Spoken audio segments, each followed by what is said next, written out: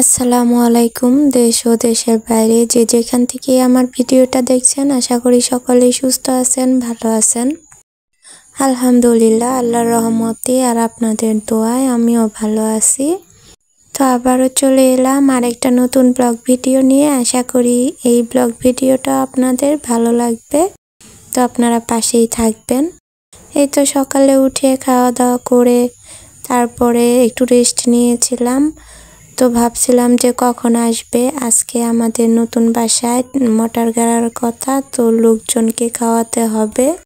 মানে যে মোটরের মিস্ত্রিগুলো আছে, মানে পাইপ গাড়ে যে মিস্ত্রিগুলো, সেগুলোকে একবেলা খাওয়াতে হয় আমাদের এইদিকে। তো খাওয়ানোর কথা, সেজন্য বলছিল ডাউল আর ডিম করার জন্য।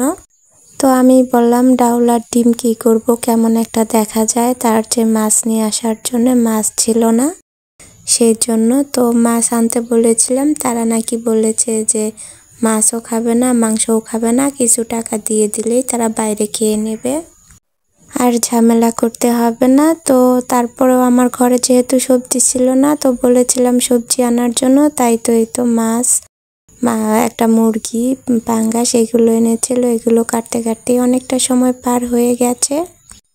আর দেখলাম যে 12টা বেজে গেছে, যেহেতু আমাকেও যেতে হবে, আবার টিফিন খাওয়ার জন্য বাসায় আসবে ছেলে 1টার দিকে।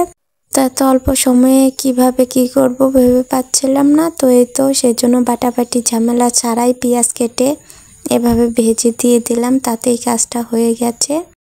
আর এই তো তেলের মধ্যে একটু রসুন বাটা দিয়ে ভেজে নিলাম, তাতে রসুনের গন্ধটা চলে যায়। তারপরেই তো হালকা একটু পানি দিয়ে দিলাম, যেহেতু আমরা তেল কম খাই। তো তারপরে তো যথারীতি যে মশলাগুলো খাই সব দিয়ে দিলাম। এদিকে কিন্তু আমার জিরা আর পেঁয়াজ বাটা ছিল না, তো পেঁয়াজ তো কেটে দিলাম, জিরা তো আর তা দেওয়া যাবে না। সেই জন্য এইভাবে মশলা ভালো করে কষিয়ে মাংস কষাতে দিয়ে জিরাটা বেটে তারপরে আমি দিয়ে দেব। এই তো দেখতেই পাচ্ছেন, ভালো করে মশলাটা কষিয়ে নিচ্ছি। আমি আবার মশলাটা একটু ভালো করে কষাই।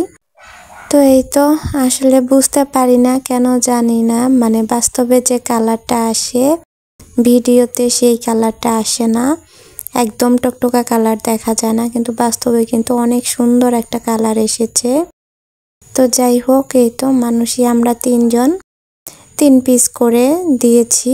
তো সেটা মানে 2 বেলার জন্য, প্রতি বেলায় 3 পিস করে একটু হিসাব করে আমাদের চলতে হয়, না হলে মধ্যবিত্ত ফ্যামিলি আমরা এই যুগে, এই বর্তমান মানে যে অবস্থা, এতে টিকতে পারবো না।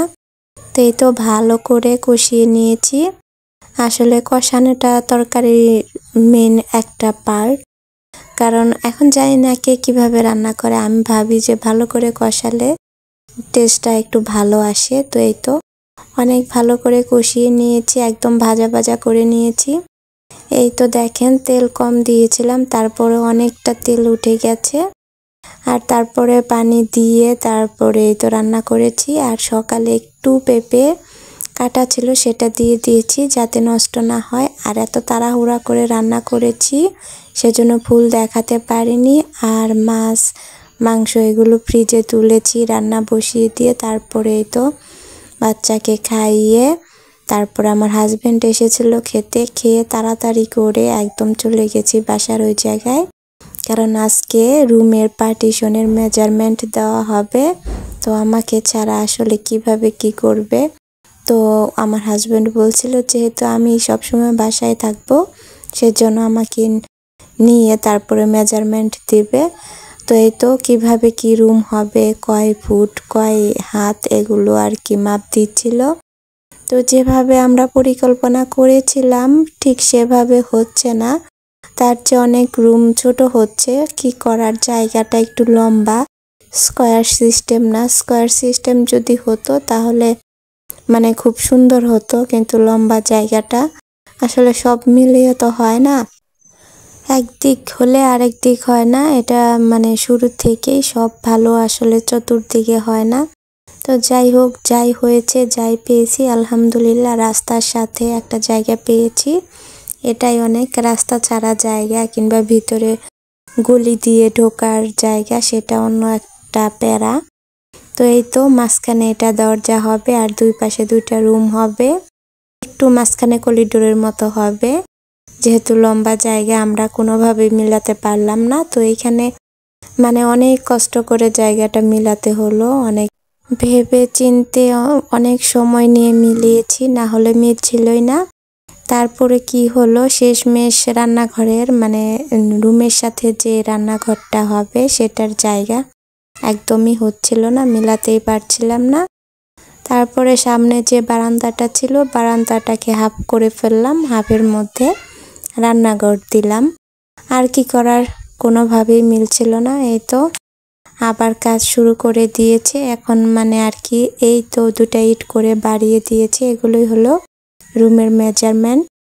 এগুলো মাপার জন্যই, দেখার জন্যই আমি এসেছিলাম। তো আমার আব্বু আম্মু এসেছিল। এই তো আব্বু আম্মুর সাথে করে মালাইকারি নিয়ে এসেছে। এটা কিন্তু ময়মনসিংহের, আমার খুব ফেভারিট। আমার না, আমার বাড়ির মানে বাপের বাড়ি সবাই এটা পছন্দ, ছোটোর থেকে আমার আব্বু এগুলো খাওয়াতো। তো আজকের ভিডিও পর্যন্তই, দেখা হবে অন্য একটা নতুন ভিডিওতে।